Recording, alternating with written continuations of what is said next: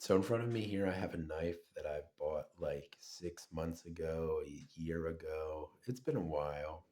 Um, it's just been sitting around and I haven't done a video on it. It's kind of interesting, kind of tacky, but also kind of cool. It's a Bear and Son Barlow, and it's an exclusive for Red Hill Cutlery, which, as far as I can tell, orders a lot of exclusives from Bear and Son. But this is a Barlow. That's the main reason why I wanted it, if I'm being honest. Me collecting Barlows is a big part of that. But you can see here it is a Barlow. It is a single blade Barlow. It's got this really cool blade shape, the one arm blade, or some companies call it like a razor blade. Um, but basically, the original design of this blade was so that one-armed men after the Civil War and World War I, and all that stuff. Those awful wars where people lost a lot of arms and stuff, a lot of amputations. Um, they came out with this blade shape that you have a blade that you could catch the tip of this on something to open it instead of needing to have two hands to open it, which is an interesting idea.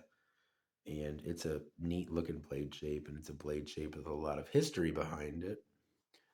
And then you get to the handle. The handle here is a little tacky. So this is supposed to be a bourbon barrel, apparently, because they call this the bourbon barrel bone. It's just a white bone with some like laser etching probably in it. Certainly not scrimshaw. Probably some sort of laser etching or something. A little tacky. It looks all right. It's just a little weird to do on a pocket knife like this, um, but it looks okay. Um, this is number 88. I don't know how many were made. It might say that on here. Yeah, I don't know. It doesn't say how many were made, but it says that this is number 88. So I don't know what that means. I got a pretty good deal on this on eBay, if I remember correctly. Um, Paid less for it than I would have paid had I bought it at the original price, I guess. Um, but I feel like I got a pretty good deal on it, so I went ahead and ordered it. I also ordered another Red Hill Cutlery exclusive. That one is less spectacular. That one's pretty bad, which is disappointing because the handle material on that one is much cooler. Unfortunately, the action on that knife is awful.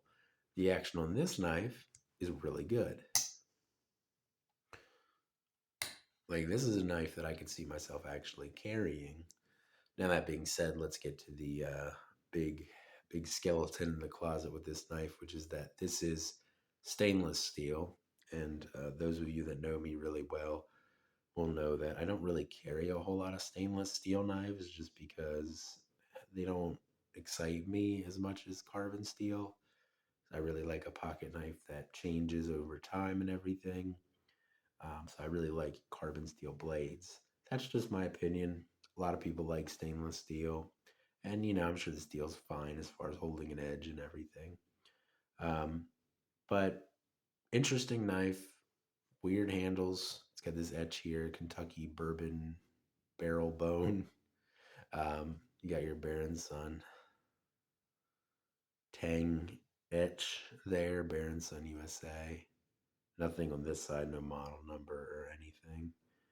Um, but yeah, typical Bear and Son Barlow with a really cool blade shape instead of the typical clip blade that they do. Um, Assembled pretty well. There are some slight gaps here, but Bear and Son isn't exactly known for making the most like amazingly made knives. They're more of a, as far as I'm concerned, more of like a working man's knife company. They make knives that will work well for cutting things and won't necessarily look super pretty doing that, but they're also fairly affordable and they're made in the United States, which is cool. So I like to support Bear and Son when I can. Obviously, their fit and finish is a little lackluster sometimes, but so is Case occasionally. So, Bear and Son's usually cheaper than Case, so you should expect some, minor defects occasionally. Um, but still cool to buy a knife that's made in the United States that is affordable.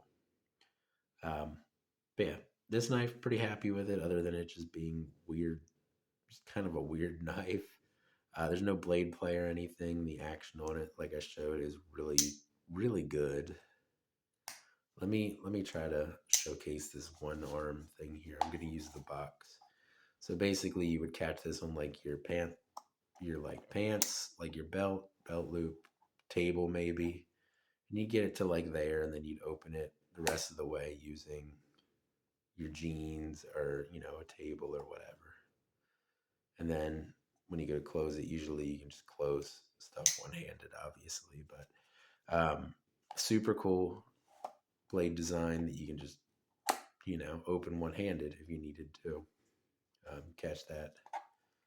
Catch that little lip or little point there on something and open it.